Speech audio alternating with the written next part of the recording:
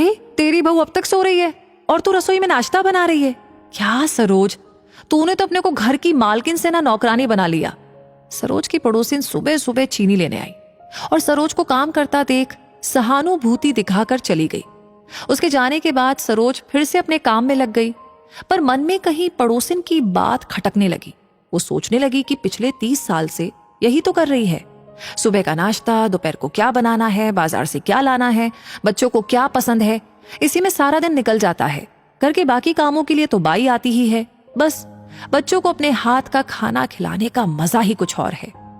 इतने में सोच में डूबी सरोज के हाथ से प्लेट गिर गई और पति अशोक ने रसोई में आकर के कहा, सरोज जरा ध्यान से, बच्चे सो रहे हैं। हाँ, वो गलती से गिर गई। सरोज ने प्लेट उठाकर ऊपर रख दी।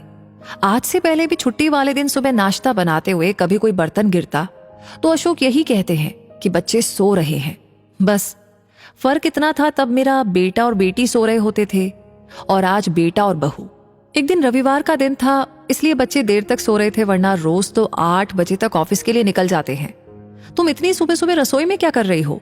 अशोक ने रसोई में आकर सरोज से पूछा। सरोज बोली, कुछ नहीं जी, आज रविवार है ना, तो अमन और शिखा की छुट्टी है, सोचा कुछ अच्छा सा नाश्ता बना दूं, बस उसी की तैयारी कर रही हूं। अशोक जी बोले, ओह अच्छा, फिर तो ठीक है। सुनो, मेरे लिए चाय बना दो, मैं अखबार पढ़ रहा हूं बाहर बालकनी में। अशोक जी को चाय देकर सरोज फिर से रसोई में लग गई। समय 10:30 बज रहे थे। तभी अमन जागा और चाय लेने रसोई में आया। माँ 2 कप चाय बना दो।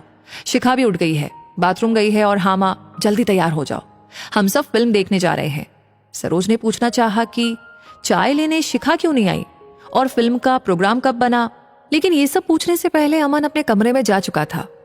अरे वाह, फिल्म, मजा आ गया। आज की छुट्टी का तो अच्छा इस्तेमाल हो जाएगा सरोज। मैं तो चला नहाने, तुम ना मेरी वो नीली वाली कमीज जरा इस्त्री कर देना।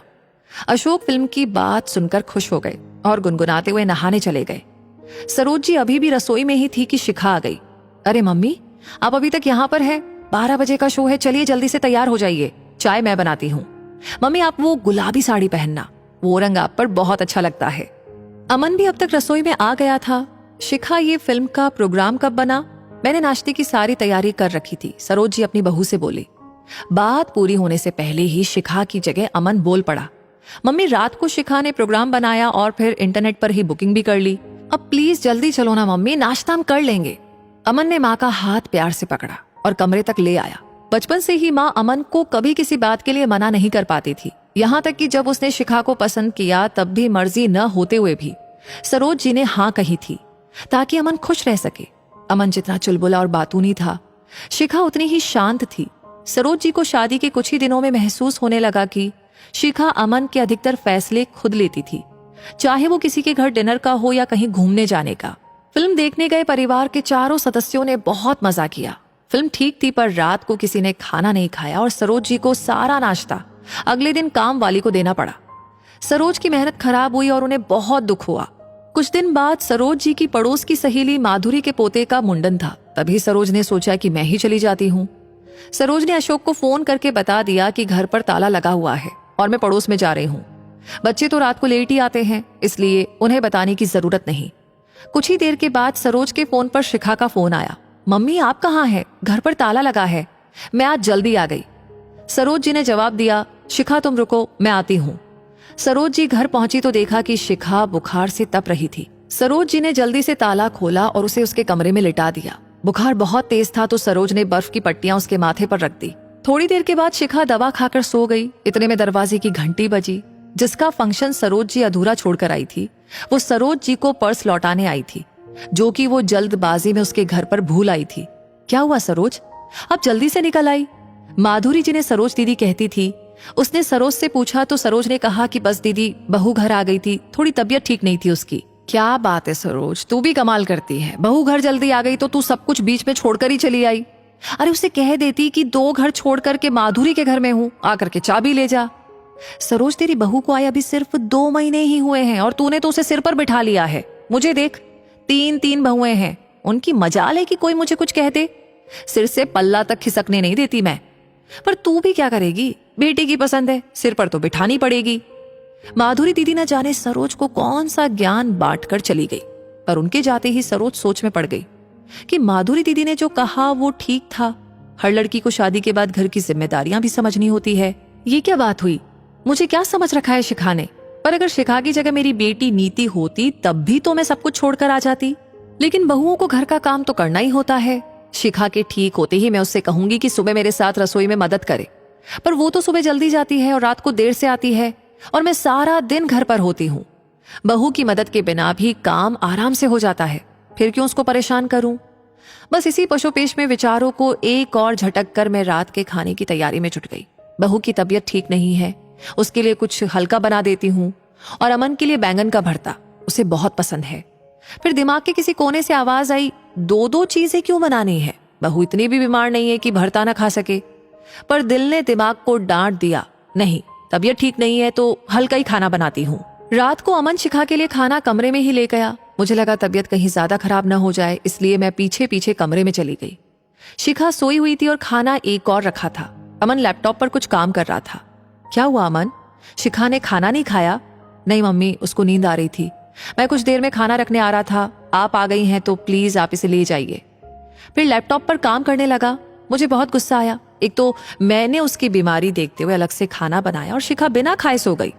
श्रीमती शर्मा ठीक ही कहती है, मैं कुछ ना ज्यादा ही कर रही हूँ। मुझे शिखा की लगाम खींचनी ही पड़ेगी, वरना मेरी कद्र इस घर में खत्म हो जाएगी। अगले दिन मैं रसोई में थी, तभी शिखा तैयार होकर ऑफिस के लिए निकलने लगी। मम्मी, मैं ऑफिस जा रही हूँ। शिखा, तुम्हारी तो तबीयत ठीक नहीं है, ऑफिस क्यों जा रही हो? मैंने पूछा। मम्मी, बहुत जरूरी मीटिंग है, टाल नहीं सकती। कल भी जल्दी आ गई थी तो काम अधूरा होगा। अपनी बात खत्म किए बिना ही शिखा ऑफिस चली गई। मुझे बहुत गुस्सा आया कि कैसी लड़की है, अपने आगे किसी को कुछ समझती ही नहीं।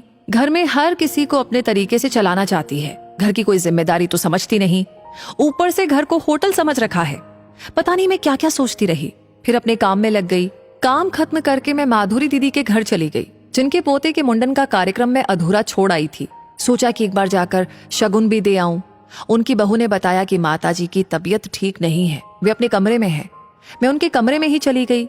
माधुरी दीदी पलंग पर लेटी थी और उनकी दूसरी बहू उनके पैर दबा रही थी। मुझे देखकर उन्होंने अपनी बहू से कहा, चल छुटकी, आंटी के लिए चाय बना ला।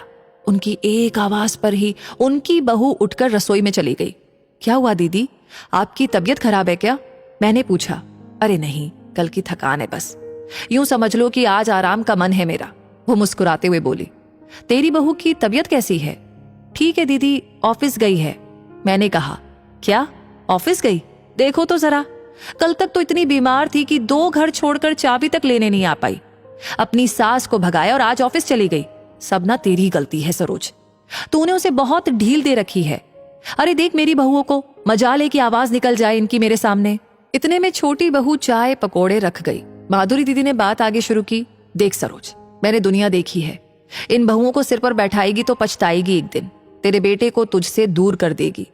तब से वे बोली जा रही थी और मैं मूक श्रोता बनकर के उनकी सारी बातें सुनी जा रही थी। दर्द से सिर फटने लगा। वे बोले जा रही थी, सरोज, मेरी बहन भी तेरी तरह ही बड़ी सीधी है। आज देख उसको, बहुओं ने पूरा घर अपने हाथ में ले लिया। उन्होंने चाय पीनी शुरू कर दी। मुझे कुछ अजीब सा लगने लगा, सिर बहुत भारी हो गया। मैंने जैसे ही कप उठाया वो छलक कर मेरे कपड़ों पर गिर गया। अरे सरोज, आराम से जा, जल्दी से पानी से धो ले, वरना निशान पड़ जाएगा। दीदी के कहने पर मैं खुद को संभालकर बाथरूम की ओर चल पड़ी। बाथरूम की दीवार रसोई के एकदम साथ थी। बाथरूम में खड़े हुए मुझे रसोई में काम कर रही दीदी की बहुओं की आवाजें साफ साफ सुनाई दे रही थी। देखा बुढ़िया को, कल सारा वक्त पसर के बैठी थी और फिर भी थक गई। ये आवाज शायद छोटी बहू की थी, और नहीं तो क्या। पता नहीं कब ये बुढ़िया हमारा पीछा छोड़ेगी। पूरे घर पर कब्जा करके बैठी है। जल्दी से ये मरे और हमारे घर का बंटवारा हो। हाँ दीदी, आपके देवर भी यही कहते हैं, कम से कम अपनी मर्जी से तो जी पाएंगे। इसके रहते तो हम खुल करके सांस तक नहीं ले सकते। चल धीरे बोल और काम खत्म कर। अगर इस बुढ़िया ने सुन लिया तो बस। दोनों दबी आवाज में हंस दी। उन दोनों की बातें सुनकर मुझे मानो एक धक्का सा लगा। ये कैसी सोच थी उन दोनों की अपनी सास के लिए? पर ठीक ही थी, दीदी ने कभी इन दोनों को अपने परिवार का हिस्सा नहीं माना। हाय, मैं भी तो यही करने की सोच रही थी। घर पर अपना ऐसा भी क्या कब्जा करके रखना कि सामने वाला तुम्हारे मरने का इंतजार करता रहे। अगर मैं दीदी की बातों में आकर के शिखा को बंधन में रखने की कोशिश करती तो घर की शांति ही खत्म हो जाती। और कहीं शिखा भी तो मेरे लिए ऐसा ही नहीं सोचने लगती? ना ना ना, बिल्कुल नहीं। शिखा तो बहुत समझदार है। क्या हुआ सरोज, दाग गया या नहीं? बाहर से दीदी की आवाज ने मुझे विचारों से बाहर निकाल दिया। मैंने तुरंत बाहर आकर कहा, हाँ दीदी, सब दाग निकल गए। मैंने मन में सोचा, साड़ी के भी और मन के भी। मैंने तुरंत घर आकर शिखा को फोन किया, उसका हालचाल पूछा और उससे जल्दी घर आकर आराम करने को कहा। फिर मैं रसोई में चली गई रात का खाना बनाने। आज शिखा के लिए अलग से खाना बनाते हुए मैंने एक बार भी नहीं सोचा।